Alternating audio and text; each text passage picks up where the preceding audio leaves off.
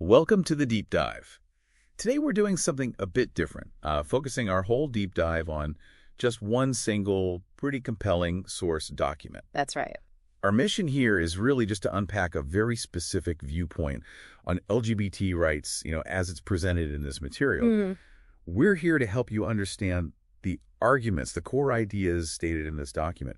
We're definitely not taking sides or endorsing the content. Absolutely not. Just laying out what it says. What's really fascinating, I think, is how this document presents such a firm stance, but then it also kind of tries to navigate towards, well, common ground. Okay, let's unpack this. Okay, so what jumps out right away is how the document sets up its main belief. It basically says LGBT is considered wrong. Right. And it grounds this view in what it calls not the nature of human beings. It specifically talks about a two-gender system like any other creatures. It's trying to set that up as a biological baseline, it sounds like. Pretty much. And then it reinforces this with religion. It notes struggles also in religion and actually cites a specific verse, Alaraf 80:81. Okay. Interpreting that as God indicating it's, well, a bad thing. Yeah.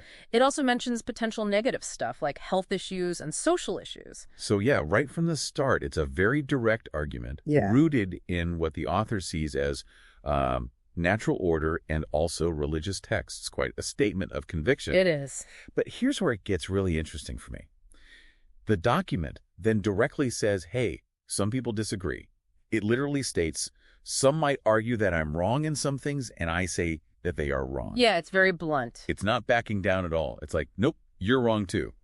So how does a document that's so firm, so assertive, how does it move forward from that point? Well, that's the pivot, isn't it? Despite saying, you're wrong, it doesn't really try to argue them down further. Instead, it kind of shifts the focus towards finding common ground. It emphasizes the need to find those mutual common values that we all share. Oh. And it also puts forward this idea of individual responsibility for belief, saying everybody is entitled to their opinion and no one but them is responsible for its outcome. So it's like saying, we fundamentally disagree on this core thing, but maybe we can still coexist or find other areas to agree on. Exactly.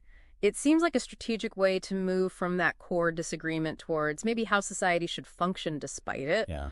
Focusing on external conduct, maybe, rather than internal belief. And it definitely broadens out from there, doesn't it? It goes from this very specific belief system to a much wider societal vision. It does. The document makes this, well, quite powerful appeal for broader values like freedom. It says, that's a day that freedom has won, and may we all be free from racism and discrimination.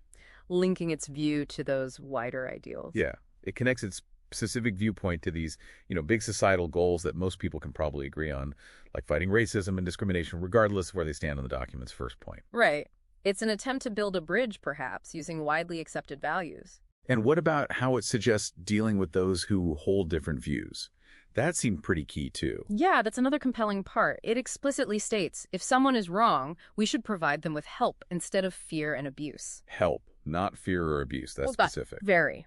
It suggests a desire for, let's say, constructive engagement rather than just condemnation, even with that strong initial disagreement. Okay. And the ultimate aim, as the document puts it, is to turn things around for the best united, not divided. United, not divided. And it wraps up with this reflective religious note. May God bless us all, and if we have been mistaken, may he forgive us and guide us to what's best. So there's a sense of hope, maybe humility, even within that firm conviction. So what does this all mean for us as learners?